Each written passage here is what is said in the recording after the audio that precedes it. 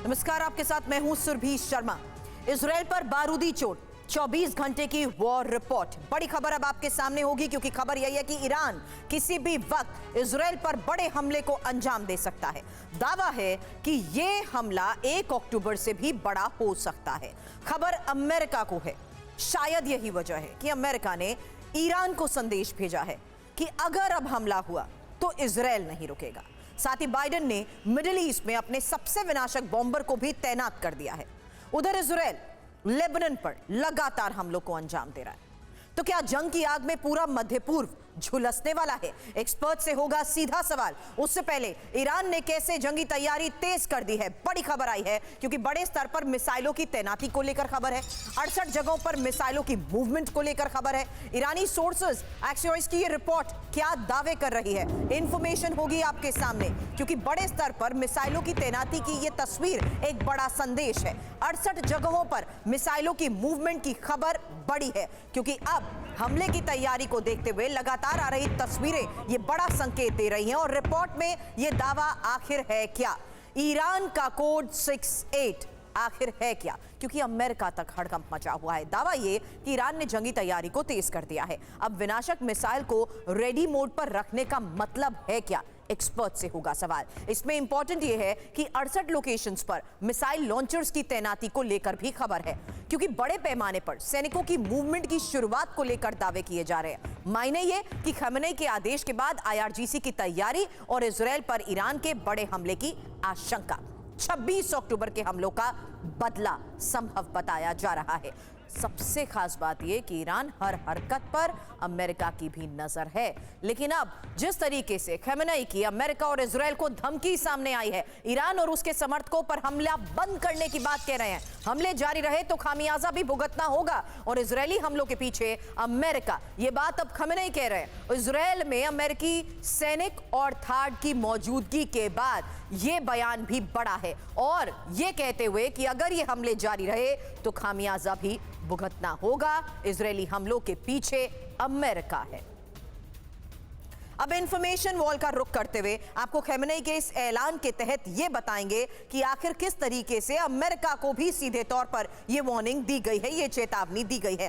3 चेतावनियों में सबसे पहले अमेरिका और इजराइल को करारा जवाब मिलने की बात कही जा रही है। दूसरी इंपॉर्टेंट बात इसमें यह है कि ईरान और उसके सहयोगियों पर हमले का अंजाम भयानक होगा, यह भी चेतावनी भरे लहजों से कह दिया गया है। अब अमेरिकी चुनाव से पहले मिडिल ईस्ट में बड़ी जंग का क्या यह संकेत है? क्योंकि लेबनान और गाजा जंग पर भी एक इंफॉर्मेशन आपके सामने रखूंगी, जहां लेबनान में इजरायली ग्राउंड ऑपरेशंस नाकाम होने की बात खमेनी की तरफ से कही जा रही है और हमास के साथ जंग में भी इजराइल किस तरीके से कमजोर हुआ, यह बात सामने रखी गई। इसमें खास बात यह है कि खमेनी की तरफ से कहा गया कि ईरान में 26 अक्टूबर के हमलों की समीक्षा हो रही है और इजरायली हमलों को जिस तरीके से बढ़ा चढ़ाकर पेश किया गया है, यह चेतावनी के साथ साथ बताया गया कि अगर हमले नहीं रुके तो अंजाम भी भुगतना होगा। अब आपको बता दूं, इस वक्त major general retired Ashwini Srivastava रक्षा विशेषज्ञ के तौर पर हमें ज्वाइन कर चुके हैं और साथ ही इस वक्त मुझे brigadier retired Vinod Datta sir रक्षा विशेषज्ञ के तौर पर मुझे ज्वाइन करते हुए नजर आ रहे हैं। सबसे पहले श्रीवास्तव सर, सवाल आपसे इस लिहाज से क्योंकि ईरान इस वक्त तस्वीरों के साथ साथ सीधे तौर पर अमेरिका को यहां चेतावनी देता हुआ नजर आ रहा है। हाँ बिल्कुल, देखो सुरभि, इसमें कोई शक नहीं आया। अयातुल्लाह खमेनी ने ये साफ कर दिया है कि जो ईरान पे हमला हुआ था 26 अक्टूबर को इजराइल की तरफ से, उसका बदला लिया जाएगा। और ऐसा लगता है कि वो बदला कहीं ना कहीं 5 नवंबर से पहले लिया जा सकता है, जिस प्रकार से सब के सब इंडिकेशन वहां से आ रही है। क्योंकि उसने 4 से 6 नवंबर को अपनी स्पेस को भी बंद कर दिया है, मिसाइलों को भी तैयार कर दिया है। हो सकता है वो मिसाइलें इराक या सीरिया से भी दागी जाएं जो उनकी प्रॉक्सी हैं, मगर ये सच्चाई है, बदला लिया जाएगा क्योंकि बहुत बड़ा प्रेशर है, डोमेस्टिक प्रेशर है ईरान के ऊपर। अगर वो बदला नहीं लेते तो उनको ऐसा लगेगा कि ये कमजोर पड़ गए हैं, क्योंकि इजराइल ने जो हमला किया है उसके बाद ये प्रेशर डोमेस्टिक ज्यादा है। बट तो सर मुझे ये बात लगता आप है ही कि पहले ये कह लड़ाई रहे का थे कि दायरा किस तरीके बढ़ेगा। से अपने प्रॉक्सीज को एग्रीवेट करते हुए वो अभी तक हमलों को अंजाम दे रहा है। ईरान अब क्या ये संकेत दे रहा है कि वो सीधे तौर पर वार करने के लिए तैयार हो चुका है? और क्या यही वजह है कि अमेरिका भी अब ईरान को चेतावनी दे रहा है? ये बात इसलिए कह रही हूं क्योंकि अगली बड़ी खबर है, दोबारा हमला किया तो इजराइल को रोकना मुश्किल हो जाएगा। ये बात अमेरिका कह रहा है। इजराइल पर हमले की हिमाकत ईरान ना करे, बाइडेन प्रशासन की तरफ से ईरान को यह सीधा संदेश है। और खमेनेई की धमकी के बाद अमेरिका की इस चेतावनी का मतलब क्या है, करूंगी एक्सपर्ट से सवाल। उससे पहले ये इंफॉर्मेशन आपके सामने कि आखिर किस तरीके से अमेरिका का ईरान को यह संदेश है कि अगर दोबारा हमला हुआ तो इजराइल को रोकना मुश्किल हो जाएगा। बड़ी खबर यह सामने आई जहां खमेनेई की धमकी के बाद अमेरिका की यह बड़ी चेतावनी, जहां दोबारा हमला किया तो इजराइल को रोक नहीं पाएंगे। मायने क्या है? मायने यह है कि इजराइल ईरान के बीच भीषण जंग की आशंका बढ़ गई है। दत्ता सर, सवाल आपसे होगा, ईरानी हमले के बाद इजराइल से बड़े हमले की संभावना को देखते हुए खबर को समझना जरूरी है, क्योंकि ईरानी एटमी साइट पर भी हमलों के खतरे को लेकर बार-बार खबरें आ रही हैं। सवाल यही कि क्या यूएस का संदेश मिडिल ईस्ट में बड़े खतरे की तरफ इशारा है? क्योंकि खास बात यह कि महायुद्ध की आशंका के बीच अमेरिका की तैयारी को लेकर भी बड़ी खबरें आ चुकी हैं, जहां अमेरिका ने मिडिल ईस्ट में B-52 बॉम्बर्स की तैनाती को लेकर भी फैसला ले लिया है। Over to you Datta sir.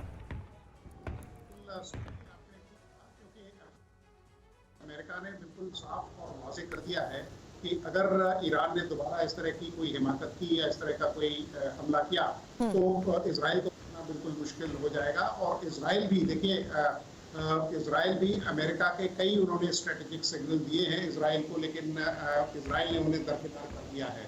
और इजराइल बिल्कुल तैयार है। और ये जो तैयारी चल रही है वो ईरान में एक कंफ्यूजन, एक डर और एक जो अपना जिसे कहते हैं कि जो खमेनेई साहब अपनी पोजीशन को बचाने के लिए ये सब या इस तरह की जो तैयारी है, क्योंकि उनकी जो तैयारी है वो ज्यादातर डिफेंसिव तरीके से है।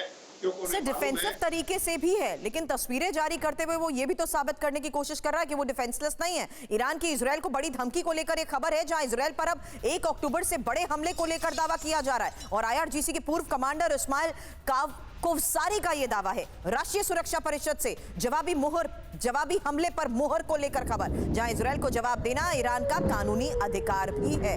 तो अपने अस्तित्व के तहत अगर ईरान सीधे तौर पर इजराइल पर हमले के लिए पूरी तरीके से तैयार हो चुका है, तो सवाल एक्सपर्ट से यही किया जा रहा है कि ईरान की विनाशक तैयारी है क्या, और अरब में क्या ये बारूदी चिंगारी होगी? इंफॉर्मेशन वॉल पर डिटेल आपके सामने। पहले दावा, क्योंकि ईरान जवाबी हमलों की तैयारी को लेकर बड़े दावे कर रहा है। हमलों में ईरान समर्थक प्रॉक्सीज जिस तरीके से शामिल होंगे उसको लेकर भी बड़े दावे किए जा रहे हैं। इंपॉर्टेंट इसमें यह है कि संकेत साफ तौर पर इसके जरिए यह सामने आ रहा है कि ईरानी सर्वोच्च राष्ट्रीय सुरक्षा परिषद का एक बड़ा फैसला हो चुका है। इजराइल को निर्णायक जवाब देने की तैयारी पूरी है। और IRGC के पूर्व कमांडर जिस तरीके से इस्माइल कोवसारी की तरफ से इसको लेकर दावा किया जा रहा है, तो सवाल ये कि अगर हमला होगा तो कैसे हमला होगा? 1 अक्टूबर से भी बड़े हमले की आशंका यहां पर जताई जा रही है। हालांकि शिवाज सर, बड़े हमले की तैयारी को देखते हुए यह भी तो समझना बहुत जरूरी है कि आखिर इजराइल अचानक से अगर हमले को अंजाम देता है, आप ही ने थोड़ी देर पहले अमेरिकी चुनाव को देखते हुए टाइमिंग की बात की, तो इस फ्रेम ऑफ विंडो को देखते हुए क्या ये आने वाले 48 घंटे ही सबसे ज्यादा क्रूशियल है? बिल्कुल, बहुत क्रूशियल। सुरभि, सच्चाई आपने बहुत सही बोला। ये सच्चाई ईरान ने मन बना लिया है, वो बदला लेगा। और बदला कब लेगा ये जल्दी लिया जा सकता है। और ये भी सच्चाई है, अगर ईरान डायरेक्टली इन्वॉल्व होगा इजराइल के ऊपर तो इजराइल पलटवार करेगा। और इस बार जो इजराइल पलटवार करेगा वो बहुत घातक होगा। वो हो सकता है न्यूक्लियर फैसिलिटी और ऑयल जो उसकी फैसिलिटी उन पे भी हो। तो ये सच्चाई, इस लड़ाई का दायरा बढ़ने की चांसेस है। इसीलिए अमेरिका ने अभी, अगर आप देखें, B-2 बॉम्बर हैं, उनकी भी एक प्रकार से डिप्लॉयमेंट की है मिडिल ईस्ट में। इसके साथ साथ उसने जो टमनी हाईट्यूड डिफेंस सिस्टम भेजा है, उसके बाद पेट्रोल मिसाइल सिस्टम भेजा है। तो कहीं अमेरिका को भी लगता है कि ईरान जो है ये हमला 5 नवंबर से पहले कर सकता है, और ये अपनी प्रॉक्सियों से ज्यादा मुझे लगता है कराने की कोशिश करेगा। जिस प्रकार से या हिजबुल्ला या होती या यमन, मगर अगर ईरान डायरेक्टली इन्वॉल्व होता है और इसके बाद इजराइल पलटवार करेगा, और ये पलटवार बहुत ही ज्यादा सक्रिय होगा और ये फिर लड़ाई फैलेगी। इसमें कोई शक नहीं। फिर इसमें लड़ाई के रुकने के चांसेस बहुत कम है। फिर ये तो बड़ी जंग की आशंका को लेकर जो बात आप कह रहे हैं वही अगली खबर भी है सर, क्योंकि इजराइल और ईरान तनाव के बीच यूएस की तैयारी को लेकर जो इनपुट है उस आधार पर यह जानकारी, जहां मिडिल ईस्ट पहुंच चुके हैं अमेरिकी बॉम्बर B-52 और कतर के अल उदीद एयरबेस पर बॉम्बर उतरा है। हालांकि अमेरिका की तैयारी जिस तरीके से पिछले कई दिनों से संकेत दे रही थी, आज खबर तैनाती को लेकर आई है और मिडिल ईस्ट पहुंचे अमेरिकी बॉम्बर B-52 को लेकर फिलहाल ये खबर क्या है ये जान लीजिए।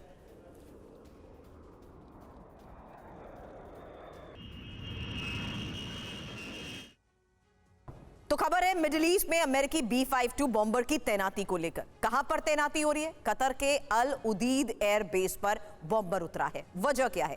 इजराइल ईरान के बीच जंग की आशंका को देखते हुए अमेरिका की जिस तरीके से नजर है, अब अमेरिका का ये एक्शन देखने को भी मिल रहा है, जहां ओमान की खाड़ी, लाल सागर, और इसमें ये इंपॉर्टेंट इंफॉर्मेशन आपके सामने उस आधार पर है जहां USS अब्राहम लिंकन की तैनाती और एक डिस्ट्रॉयर और 2 वॉरशिप की तैनाती भी हो चुकी है। खास बात यही है कि मिडिल ईस्ट में 20 F-16 फाइटर जेट्स की मूवमेंट को लेकर भी इनपुट है। मिडिल ईस्ट में ही करीब 50,000 अमेरिकी सैनिकों की तैनाती को लेकर भी खबरें आती रही हैं। अब ये तैनाती को लेकर लिया गया फैसला, इसके बारे में एक्सपर्ट से सवाल करने से पहले एक वॉर फ्रंट की वो रियलिटी जहां लेबनान में विनाशक प्रहार जिस तरीके से हो रहा है, तस्वीरें अब सामने आई हैं इजरायली सेना की उस भीषण बमबारी की, जहां हिजबुल्ला के ठिकानों पर एक बार फिर से विध्वंसक हमले को अंजाम दिया गया है। और हिजबुल्ला ठिकाने में हो रहे धमाकों की पहले ये तस्वीर देखिए।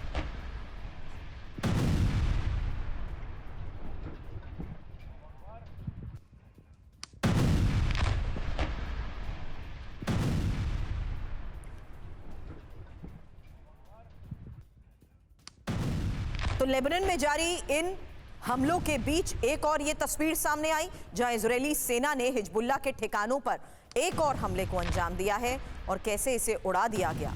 ये हिजबुल्ला का वो ठिकाना जहां पर विध्वंसक हमला हुआ। और फिलहाल आपको बता दें कि लगातार जारी इस ऑपरेशन के बीच दक्षिण लेबनान में भी IDF की भीषण स्ट्राइक को लेकर एक खबर मिल रही है, जहां लेबनान में मस्जिद पर हमले का वीडियो अब सामने आया है और भारी विस्फोट से मस्जिद को उड़ाने का दावा किया जा रहा है। इलाके में हिजबुल्ला ठिकाना होने का दावा।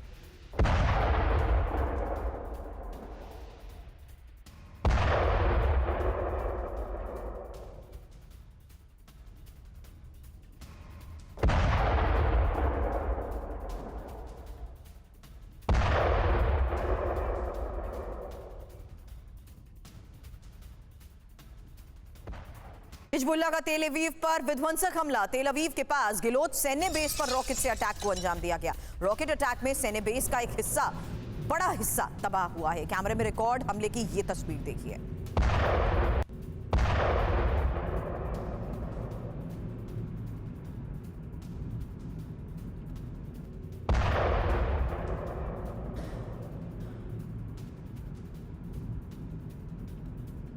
खबर अब इजराइल पर हिजबुल्ला के ड्रोन अटैक को लेकर भी सामने आई है, जहां अपाचे हेलीकॉप्टर ने ड्रोन को मार गिराया है और काफी देर तक तलाशी के बाद ड्रोन को नष्ट करने का यह दावा किया गया है।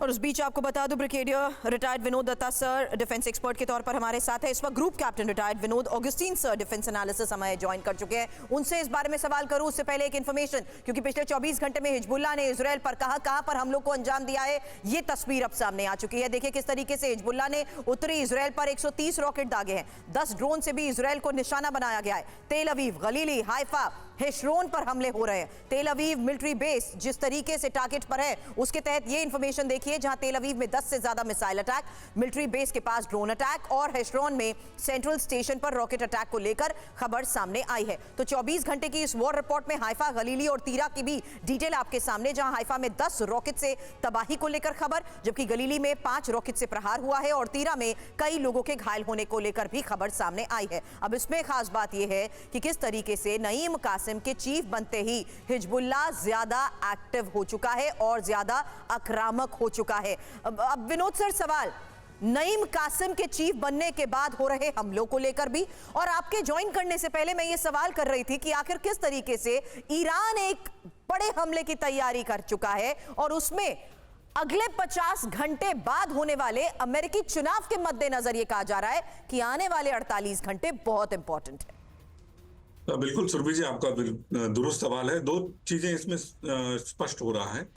एक, आप देखिए, पहली बार इस पूरे वॉर में पहली बार ऐसा दिखाई पड़ रहा है कहीं इजराइल बैकफुट में ना हो। आप देखिए मिसाइल अटैक जो तेल अवीव जो हमने अभी चलाया, उसके अलावा एक ड्रोन अटैक, 2 ड्रोन अटैक जो जिसमें इजराइल ने कहा है कि कुछ खास नुकसान नहीं हुआ है, जिसपे मुझे संदेह जरूर है।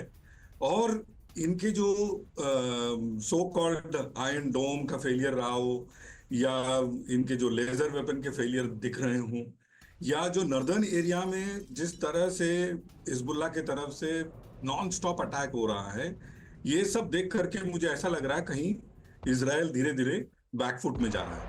वो ये एक अच्छा संकेत भी है, किस लिए? क्योंकि हो सकता है ट्रंप साहब के तुरंत आने के बाद, जो लगभग तय लग रहा मुझे, तुरंत आने के बाद ये युद्ध विराम के तरफ कदम उठाने में ये जो सक्सेस इनको मिल रहा है, जिसमें इजराइल को पता पड़ रहा है कि भाई वो भी हमेशा, उनका पलड़ा हमेशा बारी नहीं रहेगा, ये सारी चीजें उस तरफ जाता हुआ मुझे नजर आ रहा है। ट्रंप की नीतियां ईरान के खिलाफ हैं, इसीलिए ईरान ये कोशिश कर रहा है कि अपने प्रॉक्सीज के जरिए सीधे तौर पर घेराव कर सके वो इजराइल का।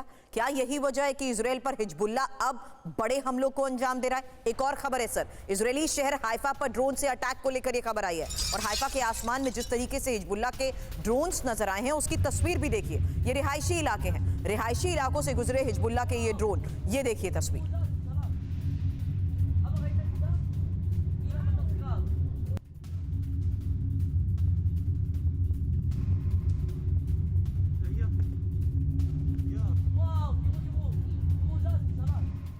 हाइफा की स्ट्रैटेजिकल इंपॉर्टेंस है और हाइफा में इजरायली मिलिट्री बेस पर भी अब अटैक को अंजाम दिया गया। हाइफा में ही रिहायशी इलाके में ड्रोन्स गिरे। लेबनान और इराक से इजराइल पर यह हमला माना जा रहा है और हमले से हाइफा में कई जगहों पर भारी नुकसान का भी दावा किया गया है।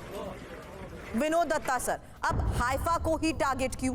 ये एक बड़ा सवाल, और ये सवाल इस आधार पर कर रही हूं क्योंकि अब सीधे इजराइल को अंदर रिहायशी इमारतों को भी अब टारगेट करना शुरू किया जा चुका है। क्या ईरान उन्हीं तमाम प्रॉक्सीज को बहुत हद तक एग्रीवेट सपोर्ट करते हुए ही हमलों को अंजाम देने में अब कामयाब है? हाँ बिल्कुल, आपने ठीक कहा, क्योंकि अगर आप देखें नॉर्दर्न इजराइल में हाइफा एक बहुत ही इम्पोर्टेंट और स्ट्रेटेजिक कम्युनिकेशन सेंटर है, और वो हिजबुल्लाह की जो रेंज है उसके अंदर तहत भी आता है। और क्योंकि काफी इम्पोर्टेंट कम्युनिकेशन सेंटर है, काफी इम्पोर्टेंट मिलिट्री इंस्टॉलेशन भी है इजराइल के लिए, तो हिजबुल्लाह ये चाहेगा कि वहाँ सबसे ज्यादा नुकसान वो पहुंचाए। वहाँ की जो डेंसिटी है, चाहे वो सिविलियन पॉपुलेशन की हो या जो उनके मिलिट्री बेसिस हैं, वो काफी डेंस है। तो वहाँ अगर वो टारगेट्स पे अपने जो अटैक्स हैं उनको सही अंजाम दे सकता है, तो जो कैजुअलिटीज हैं या जो जिस तरह का नुकसान वो पहुंचाना चाहता है, वो अपना एम अचीव कर सकता है। और क्योंकि इजराइल का एम ये है कि वो सदर्न लेबनान को एक बफर जोन बनाना चाहता है, तो वो यकीनन ये चाहेगा कि जो इजरायली फोर्सेस है या जो इजरायली ऑनसेट है वो वहां से ऑपरेट ना करे और उनको थोड़ा बहुत अपनी जो पोजीशंस है उनको चेंज करना। लेकिन इजराइल यकीनन इसको एक बढ़िया डिफेंसिव पोस्चर लेते हुए यहाँ से अपने जो ऑफेंसेस है, ये ऑफेंसिव ऑपरेशंस है, उनको असर अंजाम देगा। तो हाइफा काफी इंपॉर्टेंट एंड स्ट्रेटेजिकल टारगेट है। और उत्तरी इजराइल में भी जिस तरीके से अटैक को अंजाम दिया जा रहा है उसको लेकर भी एक बड़ी खबर आई है। कई इलाकों में हमलों का एयर रेड अलर्ट सायरन भी बज रहा है, क्योंकि इजराइल पर पिछले 24 घंटे में 130 रॉकेट से वार हुआ है। हाइफा में 10 ड्रोन से हमले को लेकर तो खबर सामने आ चुकी है, और हाइफा पर हुए टारगेट के देखते हुए ही एक इंफॉर्मेशन अब आपके सामने उस आधार पर जहां हिजबुल्लाह यहां पर बड़े हमलों को अंजाम देता आ रहा है। यही वजह है कि पिछले 24 घंटे में 130 से ज्यादा हमलों को लेकर खबर सामने आई है। हाइफा पर ड्रोन से हमला हुआ है। हाइफा में इजरायली सैन्य बेस को टारगेट किया गया है। 11 ड्रोन से हाइफा पर अटैक हुए हैं जिसमें 7 इंटरसेप्ट किए गए और लेबनान के साथ इराक से भी ड्रोन और रॉकेट अटैक को लेकर खबर आई है। 24 घंटे में उत्तरी इजराइल में 130 रॉकेट दागे गए हैं। टाइम्स ऑफ इजराइल के सोर्सेज के हवाले से यह दावा तो किया जा रहा है, लेकिन हिजबुल्लाह के हमले पर इजरायली पलटवार को लेकर इस बीच एक खबर सामने आई है जहां लेबनान में इजरायली फोर्स भी बड़े अटैक को अंजाम दे रही है और आईडीएफ के हमले में हिजबुल्लाह के एक और कमांडर के मारे जाने को लेकर यह खबर है। मिसाइल और रॉकेट फोर्स के कमांडर जफर खदर फऊर की मौत को लेकर यह खबर आई है। तायरे में जिस तरीके से पिछले कई दिनों से ऑपरेशंस को अंजाम दिया जा रहा है, इजरायली बमबारी में अब एक और कमांडर की मौत को लेकर खबर सामने आई है। विनोद ऑगस्टीन सर, कमांडर तमाम टारगेट पर तो रहे हैं, लेकिन एक और बदलाव हमने देखा, क्योंकि अब तो ये तस्वीरें भी जारी कर दी गई कि आपके गढ़ में पहुंचकर आपके कमांडर्स को हम सरेंडर करने पर मजबूर कर रहे हैं। उन्हें अपनी कैद में रख के ही क्या इनके पूरे नेक्सस और इन्हीं के ग्राउंड ऑपरेशंस को लेकर रियलिटी जानने की ये कोशिश? तो भी बहुत अच्छा सवाल है आपका, और इस सवाल में जो आपका अंदरूनी सवाल है वो मैं समझ रहा हूँ। देखिए, दो चीजें इसमें स्पष्ट है। पहली बात, ये सवाल मैंने भी नहीं, आपने जो सवाल उठाया, कई लोगों ने ये सवाल उठाया, क्या इनको जिंदा पकड़ने से जो इंफॉर्मेशन मिलेगा कहीं वो इनके खिलाफ तो नहीं जाएगा? ये है सबसे मूल सवाल, जो रूट क्वेश्चन है ना, वो ये है। ये पहला एग्जाम्पल नहीं है। ये सवाल याह्या सिनवार के दौरान भी उठाया गया था कि क्या उसको जिंदा पकड़ने से वो ऐसा कोई राज तो नहीं खोल देगा जो दोनों पक्ष को कटघरे में खड़ा कर देगा, दोनों के आबादी के बीच। मैं सिर्फ अकेले को सिंगल आउट नहीं कर रहा हूं। तो ये सवाल बिल्कुल वाजिब सवाल इसीलिए है क्योंकि आप देखिए, ये लड़ाई चलते रहने का फायदा 3 लोगों को हो रहा है। इजराइल को हो ही रहा है, हिजबुल्लाह और हमास, में दोनों को एक जैसा ही मानता हूं, ईरान और अमेरिका का जो आपने जो इलेक्शन की बात करी, तो ये सबको विन विन सिचुएशन लग रहा है, सिवाय जो पिस रहे हैं, जो सोल्जर्स हों, इजरायली सोल्जर्स हों या फिर दोनों तरफ के जनता हों जो पिस रहे हैं इस पूरे वॉर में, उनके अलावा सबके लिए विन विन दिख रहा है मुझे। तो इसीलिए जो बड़े बड़े लोग न पकड़े जा रहे हैं वो भी हो सकता है एक रीजन हो। बट सर, अब जो तस्वीरें सामने आ रही है उसमें तो आप वन अपमैनशिप साबित करने की कोशिश कर रहे हैं ना। आप ये दिखाने की कोशिश कर रहे हैं कि आप ही के गढ़ में इस नेक्सस को तबाह करते हुए आपके कमांडर फोर्सेस के जरिए हम इंफॉर्मेशन जुटा रहे हैं। एक और खबर यही है सर, क्योंकि लेबनान में इजरायली कमांडो फोर्स ने जिस तरीके से स्पेशल ऑपरेशन को अंजाम दिया, यहाँ बातरून से हिजबुल्लाह के नेवल कमांडर को पकड़ लिया, इमाद अमहज को साथ ले जाते हुए इजरायली कमांडोज की ये तस्वीर सामने आई है। और इजरायली नौसेना की शयातेत 13 की 2 टीम्स ने यहां पर हमलों को अंजाम दिया है। हालांकि जिस तरीके से लगातार ये तस्वीरें सामने आ रही हैं, पिछले हफ्ते हमने देखा टनल नेटवर्क तक पहुंचते हुए उन्हीं के वेपन डिपोज थे, उन्हीं हथियारों को अभी तक अपने कब्जे में लेने की तस्वीरें सामने आई। अब हिजबुल्लाह के कमांडर्स को अभी तक निशाना बनाते हुए सीधे मौत के घाट उतार दिया जाता था, लेकिन अब उन्हें जिंदा अपने साथ पकड़कर लेकर जा रहे हैं। 24 घंटे में हिजबुल्लाह के 2 बड़े कमांडर्स पर एक्शन को लेकर यह खबर आई है, जहां मिसाइल और रॉकेट फोर्स के कमांडर जफर खदर फऊर की तो मौत को लेकर खबर है, लेकिन बातरून से हिजबुल्लाह के नेवल कमांडर इमाद अहमद को पकड़ा गया और इजरायली बॉर्डर से 140 किलोमीटर की दूरी पर मिलिट्री ऑपरेशन को अंजाम दिया गया है। इजरायल की स्पेशल कमांडो यूनिट ने ऑपरेशन को पूरा किया और उसकी तस्वीरें भी सामने रखी हैं। लेकिन अब बड़ी जंग की तैयारी में जिस तरीके से ईरान है, उसको लेकर पिछले 24 घंटे में बड़ी खबरें और तस्वीरें सामने आई हैं, क्योंकि ईरान में ये बड़े पैमाने पर सैन्य मूवमेंट को लेकर तस्वीर सामने आई है। ईरान में एक नहीं बल्कि 68 जगहों पर मिसाइल मूवमेंट को लेकर ये खबर है। कई जगहों पर आर्मर्ड व्हीकल्स और टैंक डिप्लॉयमेंट्स को लेकर इनपुट है। अब एक्सियोस की रिपोर्ट में इसको लेकर दावे तो बड़े किए जा रहे हैं, लेकिन इन दावों के तहत मिल रहे संकेत ही आज का सबसे बड़ा सवाल है, क्योंकि थोड़ी देर पहले सिवात सर ने भी इस बात में चर्चा की कि आखिर टाइमिंग किस लिहाज से इंपॉर्टेंट हो जाती है, जहां पर एयर स्पेस को बंद करने को लेकर भी फैसला लिया गया है। तो क्या ये ईरान से जवाबी हमलों के काउंटडाउन को लेकर खबर समझी जाए, जहां ईरान ने अपना अब एयर स्पेस भी बंद कर दिया है और करीब 65 घंटों के लिए बंद ईरानी एयर स्पेस को लेकर यह खबर है। 4 नवंबर से 6 नवंबर तक एयर स्पेस को बंद रखने का फैसला लिया गया। मतलब क्या है? हाई अलर्ट पर ईरानी एयरबेस भी बताए जा रहे हैं।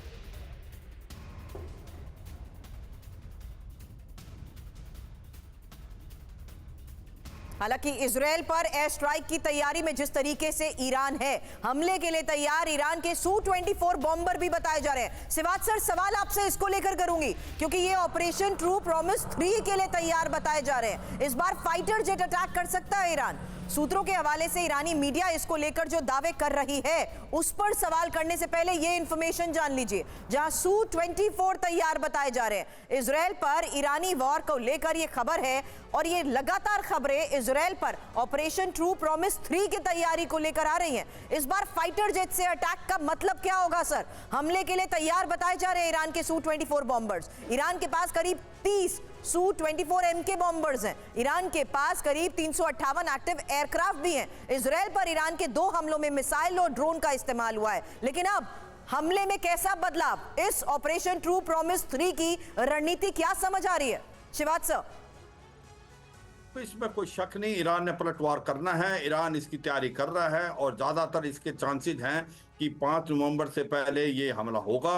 ये हमला की क्या रूपरेखा होगी उसके ऊपर जो बात करें, अब जो Su-24 हैं वो बॉम्बर हैं, क्योंकि ये समझना चाहिए ईरान और इजराइल के बीच में 1502,000 किलोमीटर का गैप है कि क्या वो वहीं से उड़ाएगा या इसके अपने इराक या सीरिया जहां इसके प्रॉक्सी हैं वहां से वो उड़ा सकता है। और क्या इस लड़ाई के अंदर अभी जो हमला करेगा ईरान, ये डायरेक्ट करेगा या वो अपने प्रॉक्सी का इस्तेमाल करेगा, हिजबुल्लाह, हौती रेबल और यमन से जो हैं, और इसके बाद हमास। मुझे लगता है 2 बातें बहुत क्लियर है। एक, ये ईरान का जो ट्रू प्रॉमिस है वो सच्चाई में होगा, बहुत जबरदस्त हमला होगा इजराइल पे, इसमें कोई शक नहीं। और ये हमला 5 नवंबर से होने के चांसेस ज्यादा हैं, क्योंकि जो बैटल इंडिकेशन आ रही हैं वो दर्शाती हैं कि सब तैयारी कर ली है ईरान ने, जिस प्रकार से अपने बॉम्बर को मूव करें, जिस प्रकार से वो अपनी एयर डिफेंस की भी तैयारी करें। उनको पता है कि इसके बाद इजराइल पलटवार करेगा और इजराइल का ये जो पलटवार है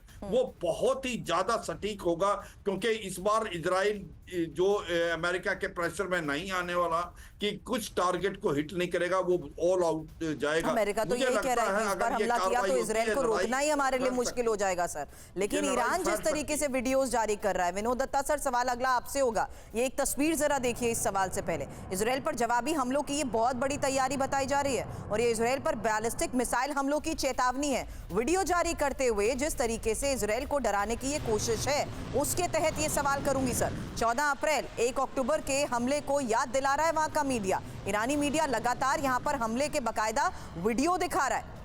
विनोद दत्ता सर। सुरभि, आपने बिल्कुल सही ये बताया है, क्योंकि ईरान, अब ये देखिए, साइकोलॉजिकल वॉरफेयर किसी भी युद्ध का एक बहुत अहम हिस्सा होता है और ईरान ये इसका बिल्कुल भरपूर इस्तेमाल कर रहा है, क्योंकि करीब ज्योग्राफिकल डिस्टेंस 2000 किलोमीटर है और जनरल शिवाज साहब ने भी इस पे काफी प्रकाश डाला है। मुझे भी ये लगता है कि या तो वो कोई इस तरह के जो बेसिस हैं उनका इस्तेमाल करेगा जो क्लोज प्रॉक्सिमिटी में इजराइल के होंगे, और ये केवल इजराइल को एक मैसेजिंग, स्ट्रेटेजिक मैसेजिंग का तरीका है, क्योंकि इजराइल एक ऐसा देश है जो किसी बात से डरने वाला नहीं है। क्योंकि इजराइल को आप इस जो आतिशबाजी ये दिखा रहे हैं उसे डरा नहीं सकते। आप देखिए, जब से वो वजूद में आया है सन 48 से, उसके बाद ही कई देशों ने उस पर हमला किया। उसके बाद आप देखिए यौम किपुर वॉर में उसने अपने आप को एक्सेल किया। तो इजराइल का जो नेशनल कैरेक्टर है वो बिल्कुल मस्कुलर नेशनलिज्म का है।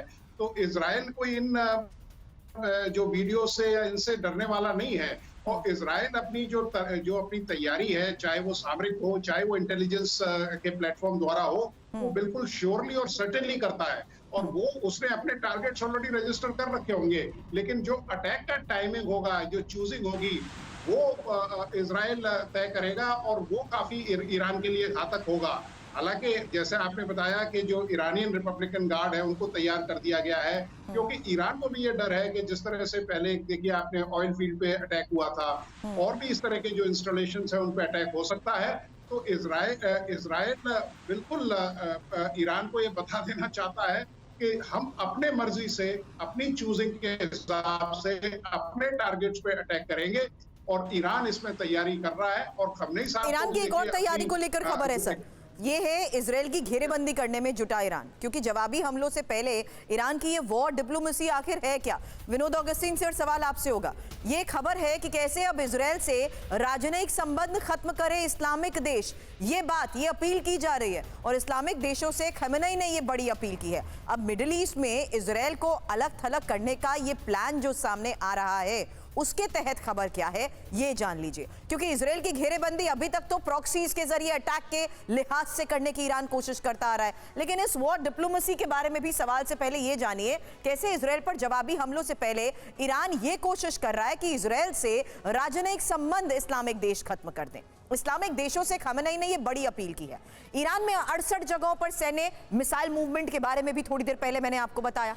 करीब 65 घंटों के लिए ईरानी एयर स्पेस को भी बंद रखने का फैसला लिया गया है और 4 नवंबर से 6 नवंबर तक एयर स्पेस को बंद रखने का लिया गया फैसला हम उस लिहाज से समझ चुके हैं जहां 5 नवंबर को अमेरिका में चुनाव होने हैं और उससे पहले इस फ्रेम ऑफ विंडो में लगातार ये संकेत मिल रहे हैं कि ईरान अपने स्तर पर बड़े हमले की तैयारी में है।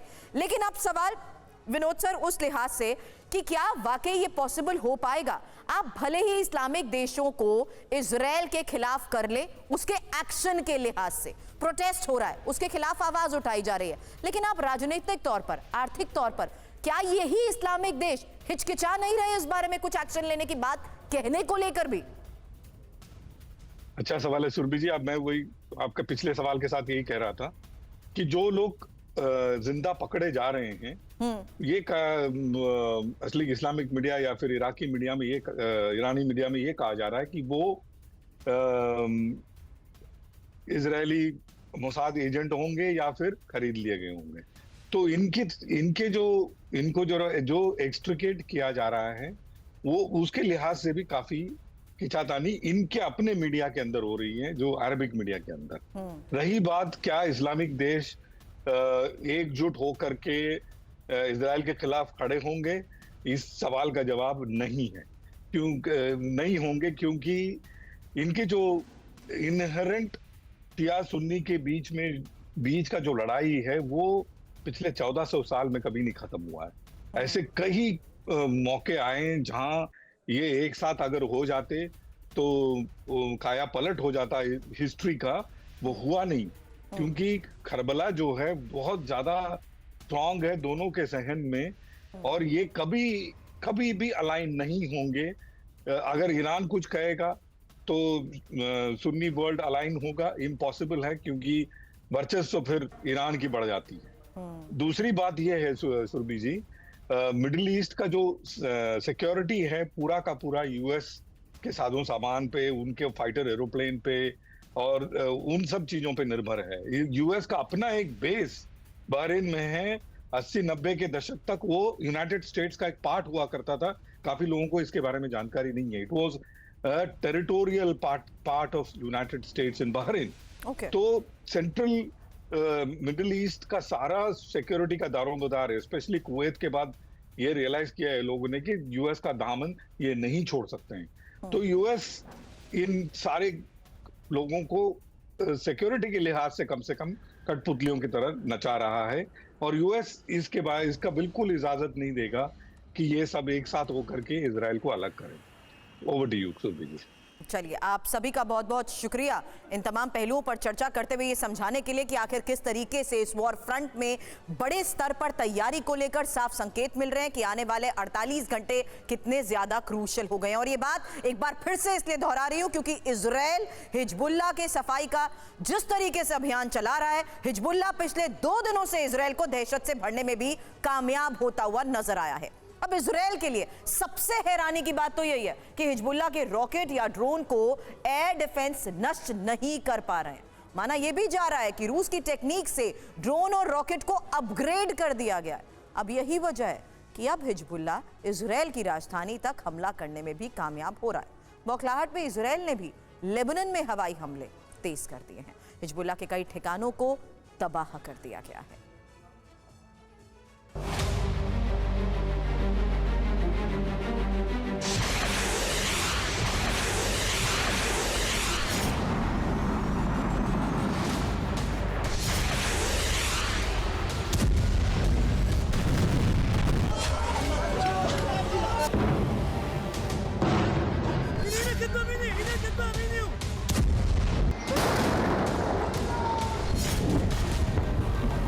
तैयारी ईरान की बैलिस्टिक मिसाइलों से मुकाबले की है, लेकिन इजराइल हिजबुल्लाह की मिसाइल और रॉकेट को नाकाम नहीं कर पा रहा।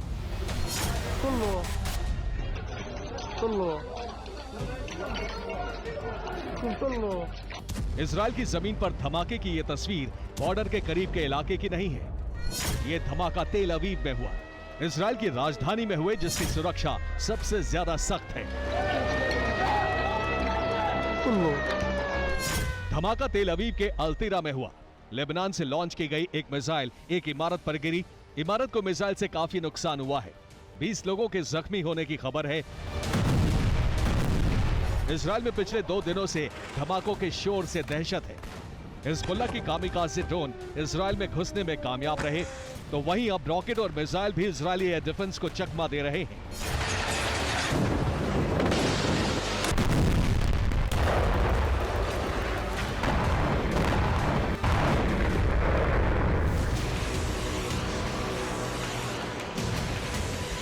पिछले 2 दिनों में बारूदी ब्लास्ट की आग से इजराइल धधक रहा है।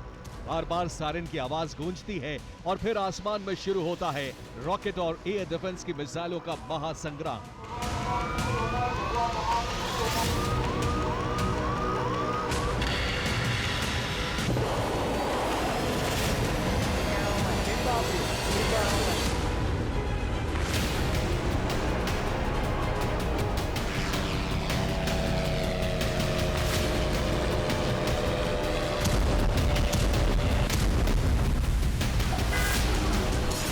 ये हिजबुल्लाह के इंतकाम की आग है। लेबनान में मौजूद हजारों रॉकेट का जखीरा अब इजराइल पर रह रह कर बरस रहा है।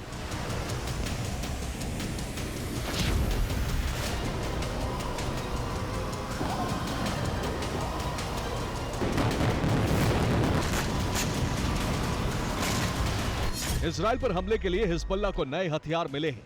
रूस से अपग्रेड किए हुए ड्रोन की सप्लाई की गई है। ईरान ने भी हिजबुल्लाह को अपग्रेड रॉकेट की सप्लाई की है।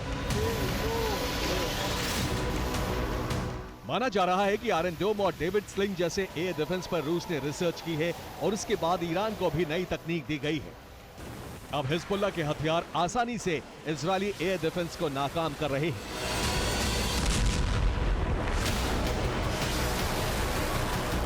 उत्तरी इजराइल में हिजबुल्लाह के रॉकेट हमले हो रहे हैं। सेंट्रल इजराइल पर हमले के लिए मिसाइल का इस्तेमाल किया गया। अब पश्चिमी इजराइल को भी निशाना बनाया जा रहा है। इजराइल में हिजबुल्लाह के हमलों के बाद दहशत है। लोगों का ज्यादातर समय बम शेल्टर्स में बीत रहा है।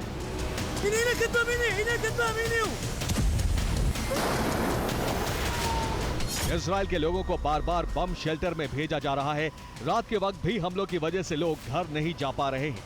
इजराइल में कई कार्यक्रमों को कैंसिल करना पड़ा है। इजराइल में इन दिनों एक अघोषित आपातकाल है। इजराइल की वायुसेना ने उन जगहों की पहचान की है जहां से इजराइल पर हमले किए जा रहे हैं। लेकिन इजराइल के लिए परेशानी ये है कि कई बार एयर स्ट्राइक करने के बावजूद लेबनान से रॉकेट के हमले रुक नहीं रहे। इजराइल के बदले का एक्शन भी शुरू हो गया है, लेकिन बार बार नाकाम हो रहे एयर डिफेंस से फिक्र बढ़ती जा रही है।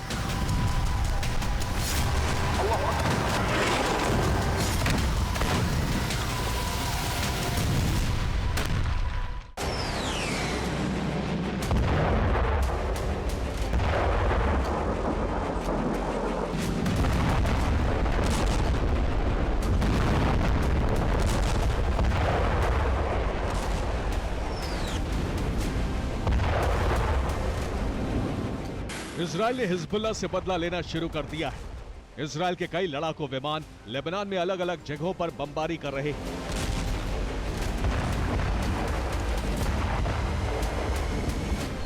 लेबनान के दायरे को फिर टारगेट किया गया है। यहां की कई इमारतों को इजरायली वायुसेना ने मलबे में तब्दील कर दिया।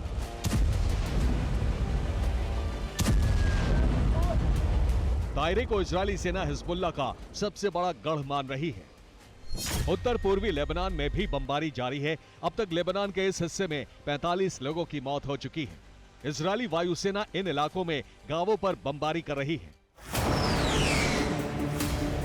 इजरायली सेना ने इन इलाकों को खाली करने का फरमान सुनाया था, जिसके बाद यहां बमबारी की जा रही है। लेबनान की राजधानी में इजरायली विमानों ने 4 दिनों में पहली बार रात भर और शुक्रवार की सुबह दक्षिणी उपनगर दाहिया पर हमला किया।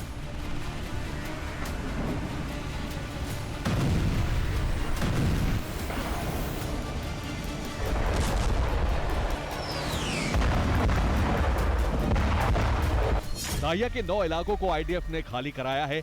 इन इलाकों में हिज़्ब के हथियार के कारखाने होने का दावा किया गया है।